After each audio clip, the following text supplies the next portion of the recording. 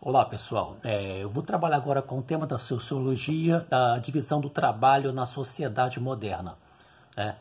Fugindo um pouco da minha ciência, geografia, um assunto que eu preciso trabalhar ultimamente, tive que pesquisar então, né, coisas que eu não domino muito bem e tal, mas vamos ver no que vai dar. Então a divisão do trabalho na sociedade moderna. Até o advento da industrialização, a Revolução Industrial na Inglaterra, que aconteceu em meados do século XVIII,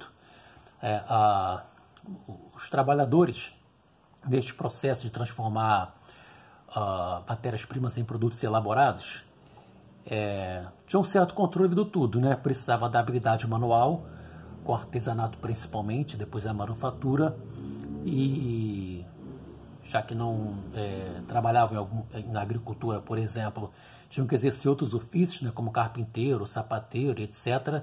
Vamos nos até o caso dos sapateiros, né? Costurava,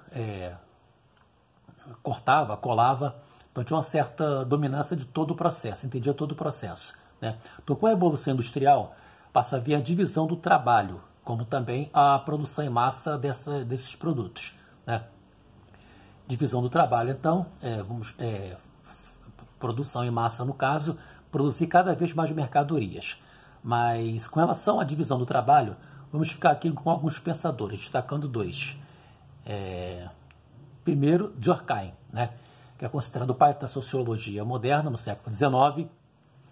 Ele diz que com essa divisão do trabalho vai haver uma interdependência entre esses trabalhadores numa fábrica, cada um exercendo uma função.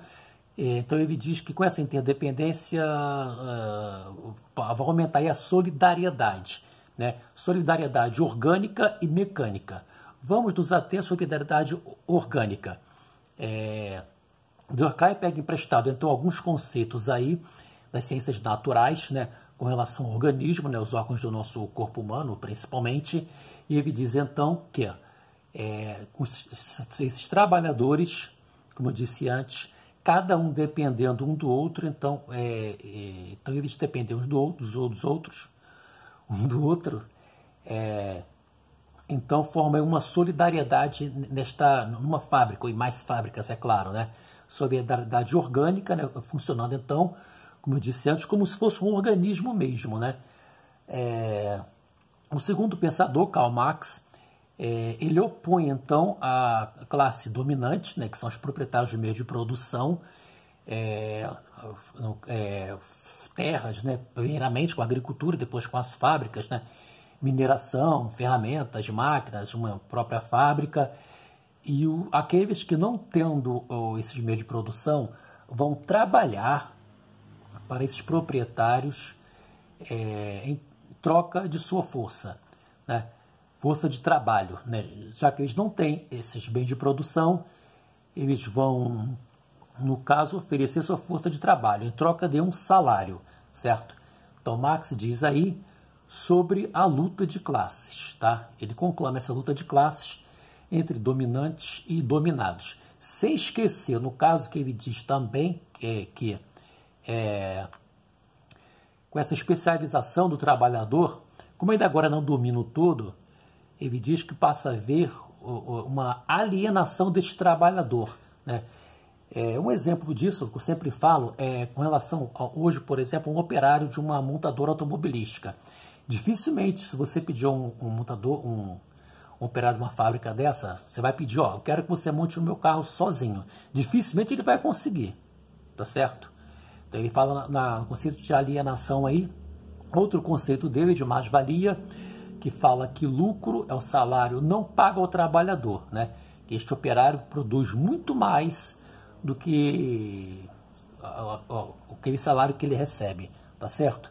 Então, lucro, segundo ele, com a mais-valia, é o salário não pago ao trabalhador. E com relação a essa diferença de classes sociais, eu vou falar um pouco sobre outro pensador sociólogo do século XIX aí, né, Max Weber, que é o preferido do ex-presidente Fernando Henrique Cardoso, que é um professor de sociologia também. Weber diz que o Estado tem um monopólio do uso da força. Ele tem legitimidade e uso da força na qual um grupo de pessoas vai exercer o seu poder sobre os indivíduos, tá certo? Lembrando que com esse uso da força, da justiça, da polícia e etc., vai exercer, então, um grupo de pessoas vai legitimar o uso da força. Lembrando que as leis são elaboradas por pessoas que são eleitas para isso, né? E então tem que haver, segundo Weber, uma ordem aí, né, na qual possa haver essa convivência pacífica entre todos os cidadãos, tá bom? Então, por enquanto é isso, tomara que tenha serventia aí, tá bom? Este tema, e pode ser discutido mais adiante com algumas correções, sugestões, críticas, estamos abertos aí, tá? Então, um abraço.